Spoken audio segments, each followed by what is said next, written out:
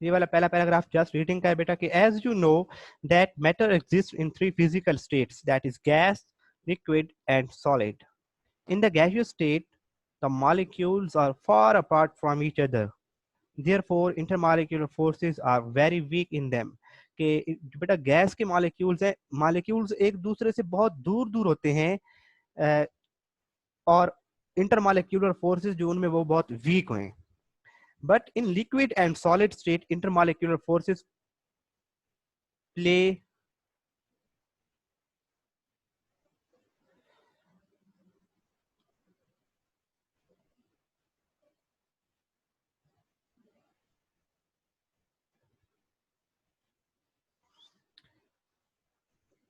Numan Irfan page अभी देखते हैं, चलो उसको देखते हैं. ये रीडिंग, ये पैराग्राफ रीड कर लें, उसको देखते हैं फिर.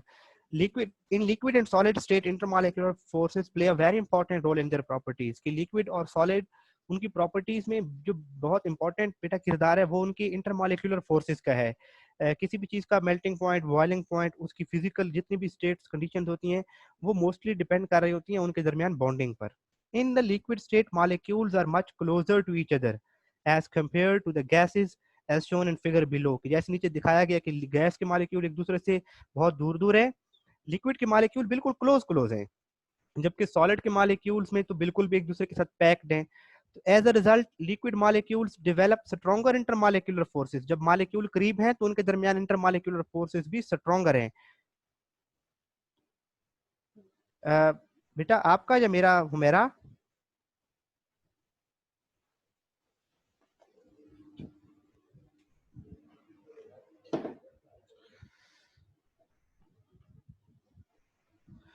बेटा मेरी आवाज आ रही है आप लोगों तक?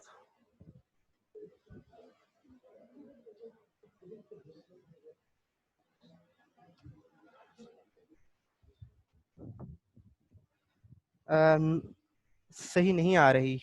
लेट मी चेक क्या मसला है. अच्छा, कुछ बच्चे कह रहे हैं आ रही है यस, कुछ कह रहे हैं नहीं आ रही. बेटा मैं 1 मिनट चेक करता हूँ.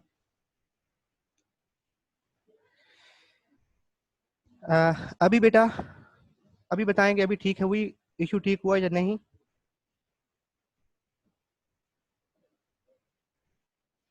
ओके चलें, ठीक हो गया बेटे.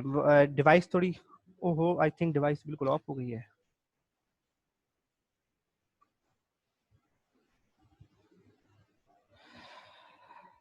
ठीक हो गया बेटा. चलें, तो हम ये डिस्कस कर रहे थे बेटा कि जो as a result liquid molecules develop stronger intermolecular forces which attract their which affect their physical properties. के solids और liquid के अंदर intermolecular forces strong होती हैं जिसकी वजह से उनकी physical properties like diffusion, evaporation, vapor pressure, boiling point etc. ये सारी properties उस पे उससे इफेक्ट होती हैं. किसकी वजह से? उनकी इंटरमॉलिक्यूलर फोर्सेस की वजह से.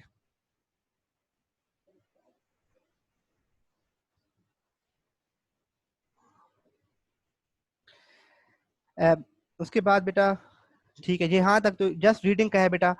लिक्विड स्टेट, और आज हम स्टार्ट करते हैं एवापोरेशन को. वैसे आपको नॉर्मली पता होगा कि एवापोरेशन क्या होता है, लेकिन उससे पहले एक बच्चे ने कहा है कि sir test yourself 5 point कौन सा था बेटे? 5.1 5.2 बोल रहे थे आप नोमान.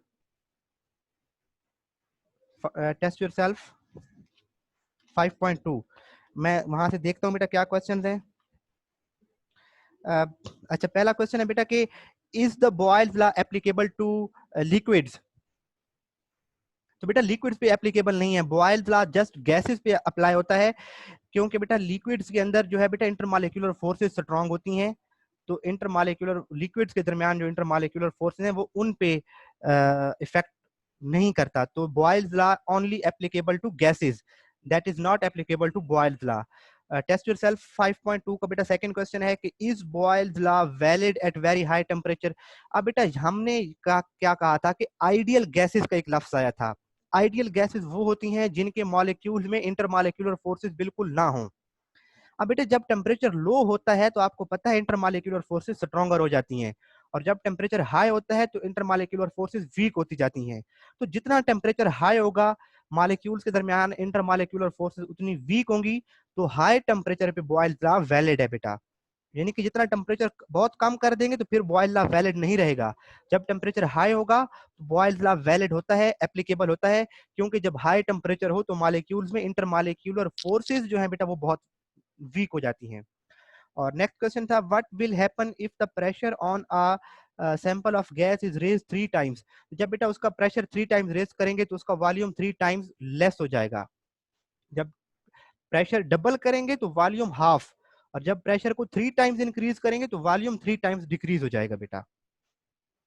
ये टेस्ट योरसेल्फ के क्वेश्चंस का आपको मैंने ब्रीफली बता दिया, आप इनकी वर्डिंग्स आप बेशक नोट्स देख लीजिएगा।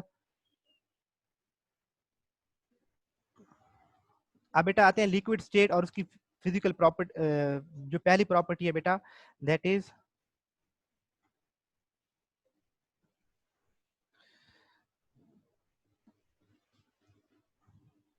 एक मिनट बेटा जस्ट वेट करेंगे। I think I have misplaced my marker.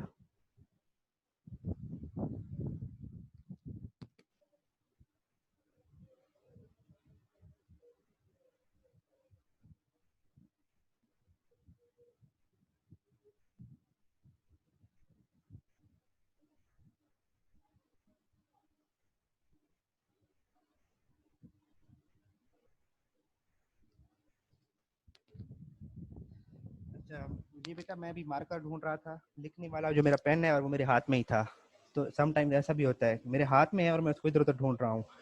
अच्छा सर कल मैंने आपका चैनल सब्सक्राइब कर दिया था बेटे, वो आप एक में फायदा होगा, कोई लेक्चर मिस हो जाता है तो अदरवाइज बच्चे वीडियोस नहीं देखते, वो मुझे मालूम है। लिक्विड्स आर कंप्रेसिबल और नॉट, बेटा liquids are not compressible Noman, liquids are not compressible.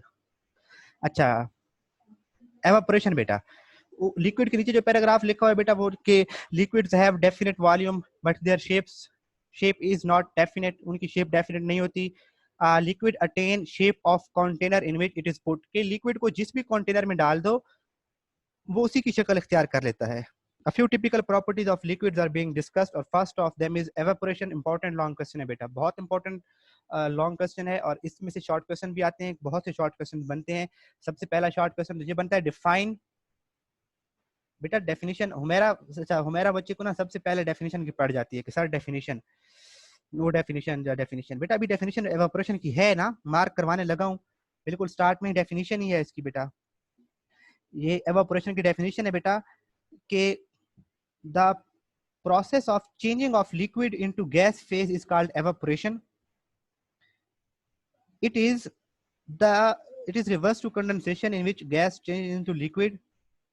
और उसके बाद evaporation is an endothermic process, और ये उसकी एग्जांपल। ये बेटा अगर शॉर्ट क्वेश्चन आता है कि डिफाइन एवापोरेशन तो उसमें आप लोग ये चीजें लिखेंगे जो आपको 2.5 लाइन मार्क की हुई है बेटा, और एक उसकी एग्जांपल ये लिखेंगे। आपको जनरली पता है बेटा कि अगर आप बारिश होती है तो पानी आता है, और ज्यादा बारिश होती है तो ज्यादा पानी आता है, लेकिन फिर कुछ दिनों के बाद वो पानी किधर चला जाता है, इट मीन वो जो लिक्विड था वो एवोपरेट हो जाता है, वो पानी गैस बन के उड़ जाता है। कपड़े धो के हम बाहर उनको धूप में रखते हैं, थोड़ी देर बाद वो खुश्क हो जाते हैं, फर्श पे पानी गिरा है थोड़ी देर बाद खुश्क हो गया है। तो लिक्विड स्टेट का गैसियस स्टेट में चेंज होना, कि process of changing of liquid into gas phase is called evaporation, कि लिक्विड का गैस में चेंज होना एवापोरेशन कहलाता है। और ये प्रोसेस कंडेंसेशन का रिवर्स है। इट मींस कंडेंसेशन क्या होगा कि गैस का दोबारा लिक्विड बनना। अगर कभी आप देखें पानी उबाल रहे हैं, चाय बन रही है, तो जो केतली के ऊपर ढक्कन पड़ा होता है, अगर आप उसको उठाएं तो उसके नीचे उसके ऊपर छोटे छोटे ड्रॉपलेट्स बने होते हैं। तो एक्चुअली वो होता क्या है कि जो वेपर्स बन के जा रहे हैं वो जब ऊपर रुक जाते हैं दीवार के साथ, ढक्कन के साथ, तो वो दोबारा मिलके लिक्विड बना देते हैं। तो गैस का लिक्विड में आना कंडेंसेशन, और लिक्विड का गैस में कन्वर्ट होना एवेपोरेशन। तो और ये कौन सा प्रोसेस है बेटा, एंडोथर्मिक। एंडोथर्मिक प्रोसेस कौन सा होता है ये आप बताएं बेटा मुझे, एंडोथर्मिक प्रोसेस कौन सा होता है?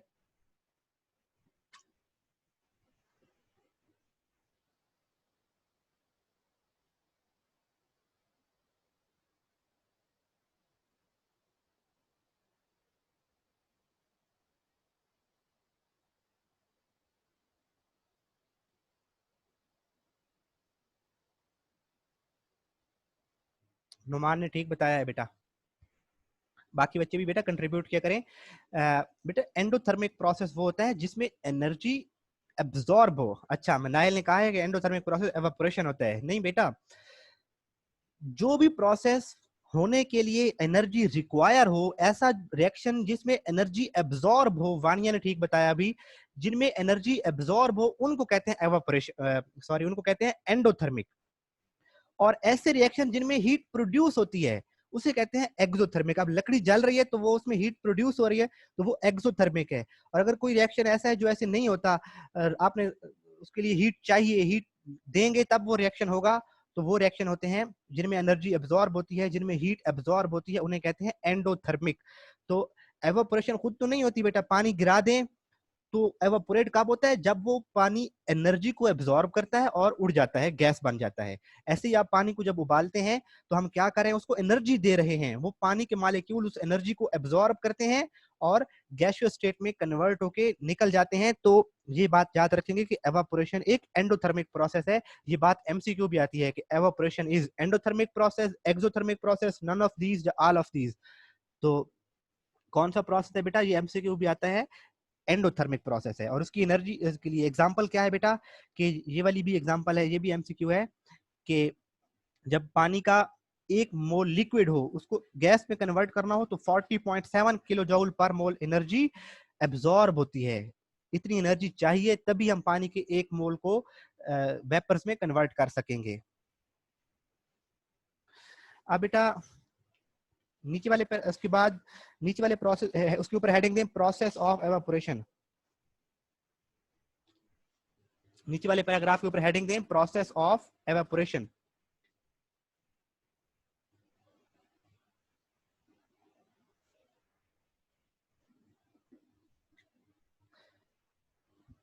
प्रोसेस ऑफ, नीचे वाले बेटा ये भी हो सकती है मेल्टिंग ऑफ आइस। बिल्कुल बेटा, मेल्टिंग ऑफ आइस भी ऐसे मेल्ट नहीं होती, वो एनर्जी एब्जॉर्ब करती है तभी मेल्ट होती है, तो वो भी इसी प्रोसेस में आएगा।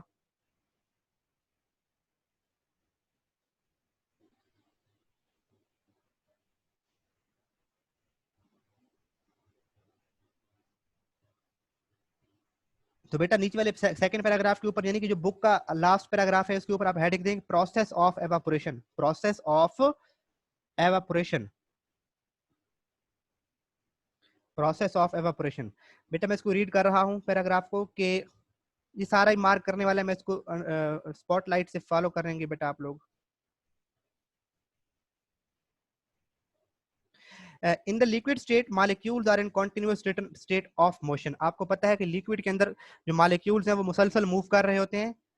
They possess kinetic energy but all molecules do not have same kinetic energy.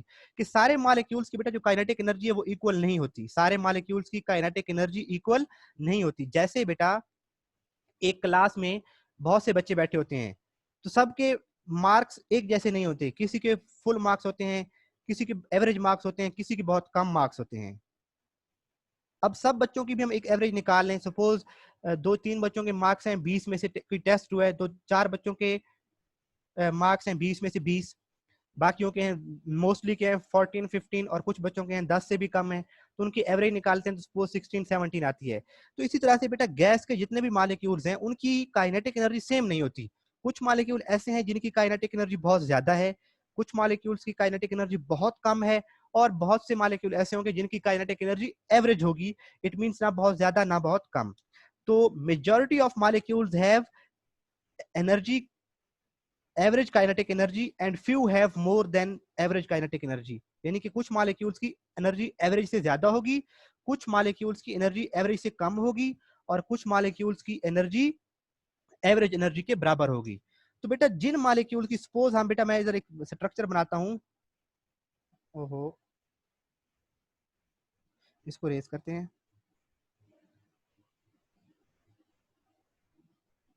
ये एक लिक्विड का कंटेनर है, इसके अंदर जो रेड है बेटा इनकी कोई खास काइनेटिक एनर्जी है, कोई भी वैल्यू हो सकती है। जो ब्लैक वाले हैं इनकी काइनेटिक एनर्जी ज्यादा है, और जो ब्लू वाले हैं इनकी काइनेटिक एनर्जी बहुत कम है।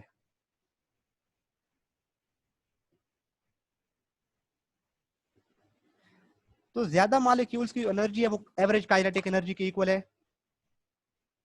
सर प्लीज एवापोरेशन दोबारा बता दें, वो मेरे पास से मिस हो गया है, कॉल आ गई थी बेटा। बेटा ये लेक्चर क्या कहें आप लोगों से। अब मैं बेटा ब्रीफली दोबारा एक्सप्लेन कर देता हूँ स्टार्ट से।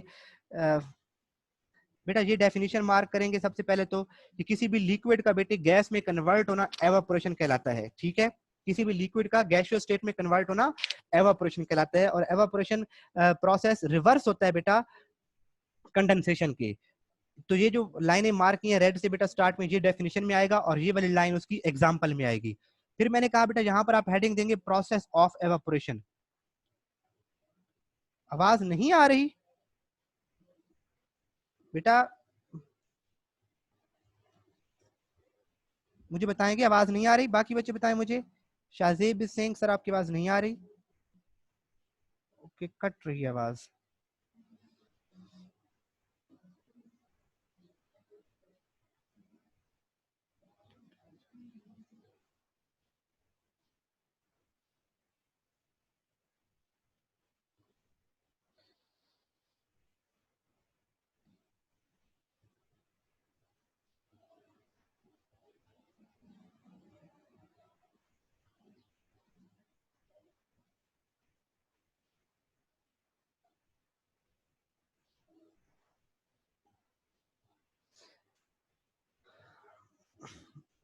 बेटा मुझे इसका नहीं पता। जी बेटा वानिया क्या बात है। अब बेटा यहाँ पर आप मैंने एरो लगाया, यहाँ पे आप हेडिंग देंगे process of evaporation. Process of evaporation.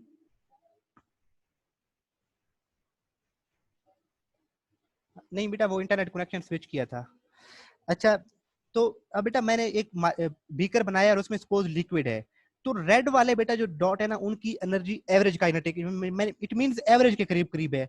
जो ऊपर बनाए हैं ब्लैक से उनकी एनर्जी एवरेज से ज्यादा है, और जो नीचे बनाए हैं ब्लू वाले उनकी एनर्जी एवरेज से कम है। तो इसी तरह से लिक्विड मॉलिक्यूल्स के भी सब मॉलिक्यूल्स की जब एनर्जी एवरेज निकाल लें तो कुछ मॉलिक्यूल ऐसे होते हैं जिनकी एनर्जी एवरेज से ज्यादा होती है। तो वही मॉलिक्यूल्स क्या करते हैं बेटा एवापोरेट होते हैं, यानी कि जब उनकी काइनेटिक एनर्जी ज्यादा है तो वो साथ वाले, अब इसको रेड वाला मॉलिक्यूल अपनी तरफ अट्रैक्ट कर रहा है इंटर मॉलिक्यूलर फोर्स के थ्रू, लेकिन ब्लैक मॉलिक्यूल क्या कर रहा है बेटा, उसकी काइनेटिक एनर्जी ज्यादा है तो वो एवरेज एनर्जी को ब्रेक करके यहां से निकल जाएगा, गैसियस स्टेट में कन्वर्ट हो जाएगा। तो ये बात लिखता है बेटा कि in liquid state molecules are in continuous state of motion, they possess kinetic energy but all the molecules do not have same kinetic energy, कि सब molecules की kinetic energy same नहीं होगी। Majority of the molecules have energy average kinetic energy and few have more than average kinetic energy, कि कुछ molecules की energy average kinetic energy से ज्यादा होगी। The molecules having more than average kinetic energy overcome attractive forces among the molecules and escape from the surface. It is called evaporation. कि right side left side पे देखेंगे बेटा कि एक red molecule है जिसकी काइनेटिक एनर्जी ज्यादा है, और ये नीचे वाले ब्लैक मॉलिक्यूल हैं बेचारे, उनको अपनी तरफ क्या करते हैं बेटा अट्रैक्ट कर रहे हैं। अब चूंकि उसकी काइनेटिक एनर्जी ज्यादा है, उसकी स्पीड ज्यादा है, तो वो इन अट्रैक्टिव फोर्सेस पर ओवरकम कर जाता है, इट मींस इनको ब्रेक कर जाता है और क्या हो जाता है बेटा एवापोरेट हो जाता है। तो पेज 85 पर यही बात लिखा हुआ है कि the molecules having more than average kinetic energy overcome attractive forces among the molecules, कि मॉलिक्यूल्स में जो अट्रैक्टिव फोर्सेस डेवलप हो रही हैं वो उनको ब्रेक कर देता है, उन पर ओवरकम कर जाता है, and escape from the surface, it is called evaporation. और वो सरफेस से क्या कर जाता है, एस्केप कर जाता है, और इसी को हम क्या कहते हैं, एवापोरेशन कहते हैं। तो जी बेटा यहाँ तक आपको प्रोसेस ऑफ एवापोरेशन तक समझ आ गया तो मुझे बता दें बेटा, समझ आ गए तो वाई लिख दें बेटा, यस लिख दें, इट मींस वाई, यस। और बच्चे भी बता दें बेटा, जो ऊपर रेड मार्क किया था ना ये मैं उसको भी ब्लू से वो कर रहा हूँ, सर्कल कर रहा हूँ, ये डेफिनेशन थी एवापोरेशन की बेटा, ये एवापोरेशन की डेफिनेशन थी और ये एग्जांपल थी। और इस एरो से बेटा जहां से जो रेड एरो शो रहा है यहाँ पे आपने हेडिंग दिया प्रोसेस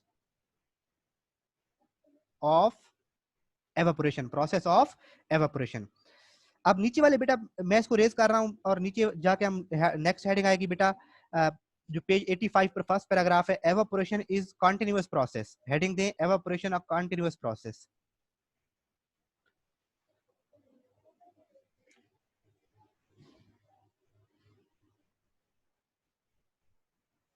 यहाँ पर बेटा हेडिंग दें एवापोरेशन ऑफ कंटीन्यूअस प्रोसेस, यानी कि इसको मार्क कर लेंगे तो जो हेडिंग बन जाएगी।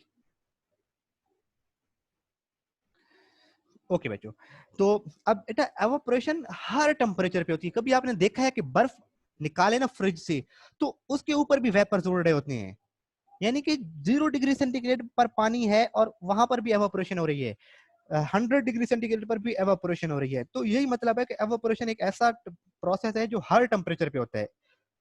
अब रीजन क्या है बेटा, ये बर्फ है, बर्फ का पीस है। अब बर्फ के अंदर सारे मॉलिक्यूल्स की काइनेटिक एनर्जी बहुत कम है, लेकिन जो उसकी सरफेस पे मॉलिक्यूल मौजूद हैं वो एनवायरनमेंट से एनर्जी एब्जॉर्ब कर लेते हैं, तो उनकी एनर्जी क्या हो जाएगी बाकी मॉलिक्यूल से ज्यादा, तो वो क्या कर जाएंगे, एवापोरेट। तो चाहे जो भी टेम्परेचर हो वहां पे एवापोरेशन हो रही है। तो evaporation is continuous process taking place at all temperatures. बिल्कुल बेटा, नॉर्मल आप गिलास में पानी पड़े है ना, तो उसमें भी एवापोरेशन हो रही होती है। ठंडा पानी रखें, थोड़ी देर के बाद वो गर्म हो जाता है, यानी कि एवापोरेशन हर टेम्परेचर पे हो रही है बेटा, taking place at all temperatures. The rate of evaporation is directly proportional to temperature. हाँ, ये बात है कि जब टेम्परेचर ज्यादा होता जाएगा तो एवापोरेशन ज्यादा होती जाएगी, टेम्परेचर कम होता जाएगा तो एवापोरेशन कम होती जाएगी, लेकिन होगी जरूर, थोड़ी भी होगी एवापोरेशन। तो बिल्कुल बर्फ पर भी देखें तो एवापोरेट हो रहा होता है पानी। It increases with the increase in temperature because increase in kinetic energy of the molecules। कि जब टेम्परेचर, जी बेटे, एवापोरेशन मलिक अब्दुल्ला, एवापोरेशन होती है तो फिर वो पानी के वेपर इकट्ठे होकर ऊपर जाके क्लाउड्स बनाते हैं। तो ये बेटा एवापोरेशन कंटिन्यूअस प्रोसेस है, और जितना टेम्परेचर ज्यादा होगा एवापोरेशन उतनी ज्यादा होगी, क्योंकि मॉलिक्यूल्स की काइनेटिक एनर्जी बढ़ जाएगी और वो फिर बाकी मॉलिक्यूल के साथ रिश्ते नाते तोड़ के एवापोरेट हो जाते हैं। नीचे वाले पैराग्राफ के ऊपर बेटा हेडिंग बनाएंगे, एवापोरेशन अ कूलिंग प्रोसेस। ये शॉर्ट क्वेश्चन आता है कि explain evaporation is a cooling process, explain evaporation is a cooling process. Heading बनाएंगे बेटा एवापोरेशन अ कूलिंग प्रोसेस। अब बेटा जब नहा के आते हैं हम तो हमें ठंडक क्यों फील होती है? कभी हाथ के ऊपर आपके स्पिरिट गिरा हो, पेट्रोल गिरा हो, तो ठंडक क्यों महसूस होती है? रीजन क्या है बेटा, कि जब ये हमारी सपोज बॉडी सरफेस है और उसके ऊपर ये वाटर ड्रॉपलेट्स पड़े हैं बेटा,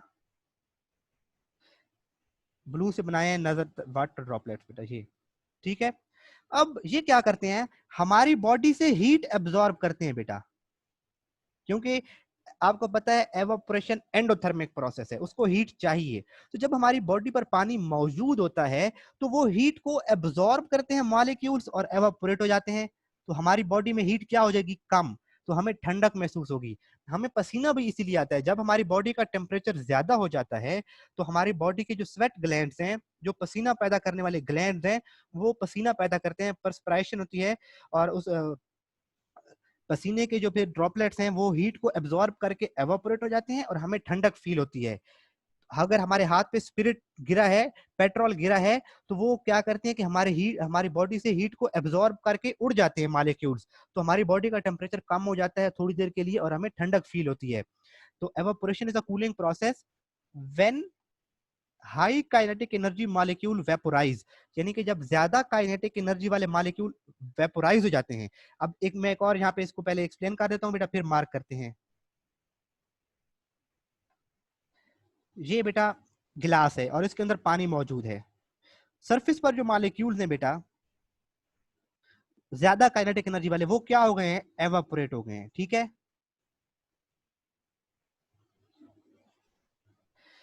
पीछे जो मॉलिक्यूल बचे हैं बेटा, उनकी एनर्जी क्या है, कम, उनकी एनर्जी कम हो गई है। क्यों? क्योंकि वो मॉलिक्यूल जो थे जो एवापोरेट हो रहे हैं वो एनर्जी को एब्जॉर्ब करके निकल गए। तो इन मॉलिक्यूल्स की जो यहाँ पर बचे हुए हैं इनकी एनर्जी कम हो गई, तो ये अपनी एनर्जी को कंपनसेट करने के लिए, अपनी एनर्जी की कमी को पूरा करने के लिए बाहर से हीट को एब्जॉर्ब कर लेंगे, एनवायरमेंट से हीट को एब्जॉर्ब करेंगे और एनवायरमेंट में टेम्परेचर क्या हो जाएगा, कम हो जाएगा। यही वजह है कि जब आप किसी नहर के पास से, कैनाल के पास से गुजर रहे हो तो वहां पे ठंडक हमें महसूस होती है। क्यों? क्योंकि इर्द गिर्द से टेम्परेचर को पानी एब्जॉर्ब करके एवापोरेट हो रहा है, और जब पानी एवापोरेट हो रहा है बाहर से इधर उधर से हीट को एब्जॉर्ब करके, तो इधर उधर का जो एरिया है वहां पर टेम्परेचर क्या हो जाता है, कम हो जाता है। तो यही बात है बेटा कि evaporation is a cooling process. Reason क्या है उसकी, कि when the high kinetic energy molecule vaporize, जब ज्यादा काइनेटिक एनर्जी वाले मॉलिक्यूल वेपोराइज होते हैं, the temperature of remaining molecule fall down. तो जब ज्यादा एनर्जी वाले मॉलिक्यूल वेपोराइज हो जाते हैं तो रिमेनिंग मॉलिक्यूल्स का जो टेम्परेचर है वो कम हो जाता है।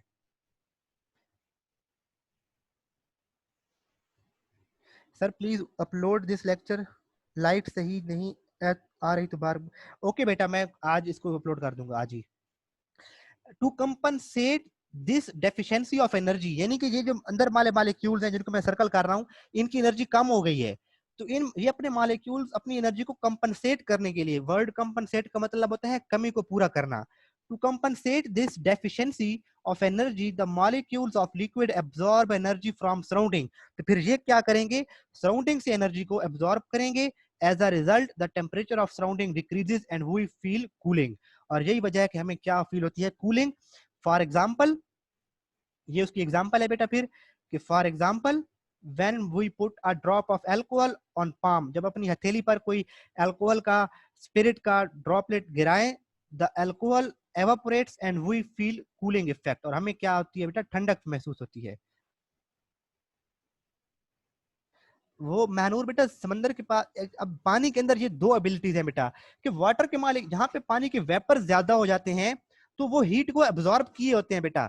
अब सावन के मंथ में क्यों ज्यादा हमें हबस होता है, क्योंकि बेटा हमारे इर्द गिर्द पानी के वेपर्स बहुत ज्यादा होते हैं और ये वेपर्स हीट को अपने अंदर एब्जॉर्ब किए हुए होते हैं, तो इस वजह से ज्यादा हीट। तो समंदर के पास सर्दियों में भी टेम्परेचर बहुत कम नहीं होता, बहुत ठंड नहीं होती, इसीलिए क्योंकि वहां पर जो वेपर ज्यादा होते हैं उनके अंदर हीट होती है और वो हीट हमें फील होती है। तो जब बहुत ज्यादा जहां पर कहीं पे वाटर के वेपर्स हो तो फिर वहां पे हबस होना शुरू हो जाता है, वहां पे पानी के अंदर क्योंकि ऑलरेडी वेपर ज्यादा है, तो हमें हमें जब पसीना आएगा तो हमारी हीट वो एब्जॉर्ब भी नहीं करेंगे क्योंकि ऑलरेडी इर्द गिर्द टेम्परेचर ज्यादा होता है। तो इसीलिए वजह है कि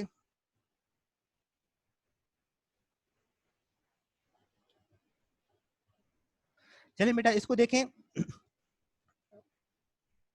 लास्ट बेटा कुछ टाइम है, थोड़ा सा टाइम रह गया है, 10 मिनट। तो ये बेटा शॉर्ट क्वेश्चन आता है तो ये सारा लिखेंगे। इट मीन जब शॉर्ट क्वेश्चन आता है ना कि why explain evaporation is a cooling process, explain evaporation is a cooling process, तो उसमें ये पैराग्राफ सारा लिखेंगे। अब बेटा जो एवापोरेशन वाला लॉन्ग है इसके दो लॉन्ग क्वेश्चन आते हैं।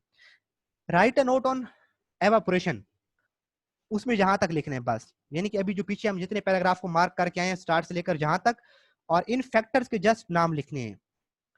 यानी कि क्वेश्चन आया है right a note on evaporation, right note on evaporation, तो ऊपर वाले सारे पैराग्राफ लिखने हैं और ये वाले 3 पॉइंट्स इनके जस्ट नाम लिखने हैं। यानी कि evaporation depend upon following factor, surface area, temperature और इंटरमॉलिक्यूलर फोर्सेस, इन तीन के जस्ट नाम लिखने हैं।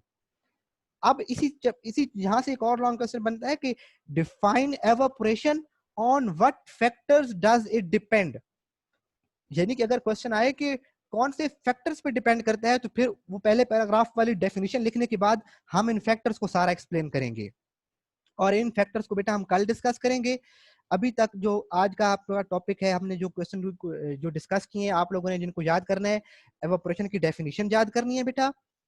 Evaporation, process of evaporation, evaporation is a continuous process कि हर टेम्परेचर पे होता है, और evaporation is a cooling process. तो यहाँ तक जो बेटा ये याद रखना है। और वैसे जो सरफेस एरिया, टेम्परेचर और इंटरमॉलिक्यूलर फोर्स है इनका आपको पता है, टेम्परेचर ज्यादा होगा तो एवापोरेशन ज्यादा होगी, टेम्परेचर कम होगा तो एवापोरेशन कम होगी। सरफेस एरिया क्या मतलब, अगर आपके फर्श पर घर में पानी गिर गया तो हम उसको वाइपर से फैला देते हैं तो वो जल्दी खुश्क हो जाता है ना।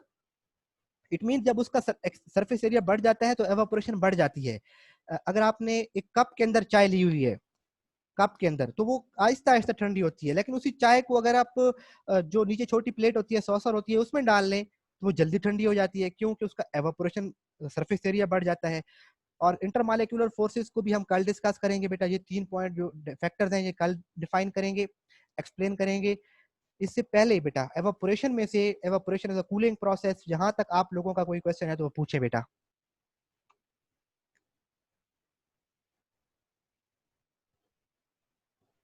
जी बेटा हुमैरा बताएं।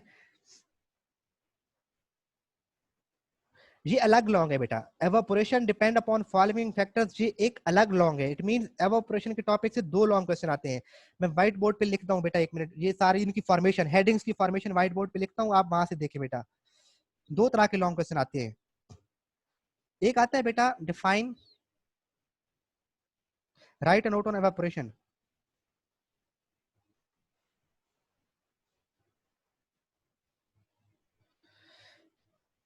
उसमें बेटा आपने क्या लिखना है,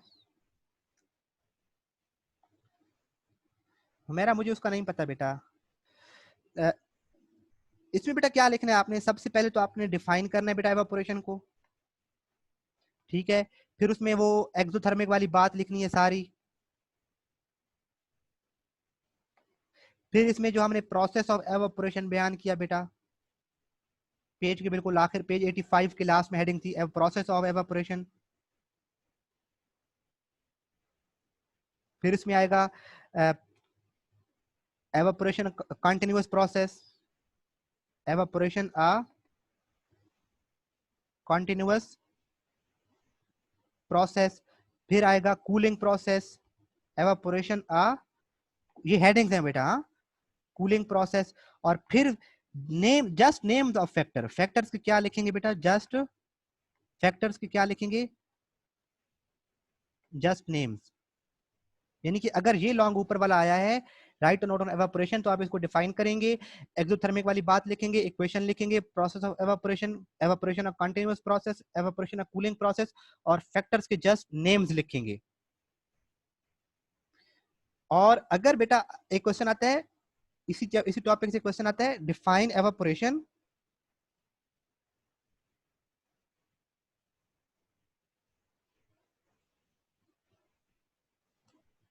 ऑन व्हाट फैक्टर्स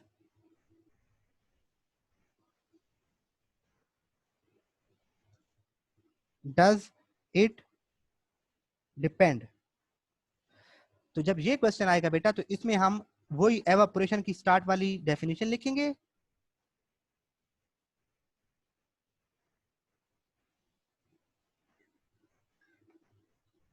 डिफाइन करेंगे, और फिर डायरेक्ट किस पे आएंगे बेटा, फैक्टर्स को वन बाय वन फिर सारा एक्सप्लेन करेंगे बेटा। यानी कि टेम्परेचर को सारा एक्सप्लेन करेंगे, सरफेस एरिया को, और वो हम कल पढ़ेंगे। इट मींस एक लॉन्ग क्वेश्चन हमने आज किया है, दूसरे लॉन्ग क्वेश्चन को हम कल डिस्कस करेंगे बेटा। यहाँ तक बेटा आज के टॉपिक में अगर कोई कंफ्यूजन है तो बेटा मुझे बताएं आप लोग। अगर कोई कंफ्यूजन नहीं तो लिख दें नो क्वेश्चन, क्लियर लिख दें, या नो क्वेश्चन लिख दें।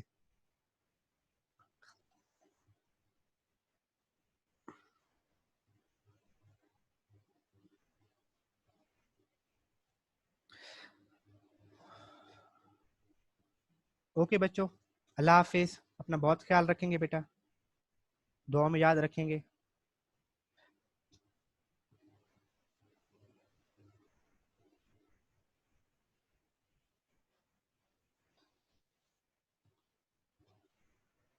अल्लाह हाफिज बच्चों।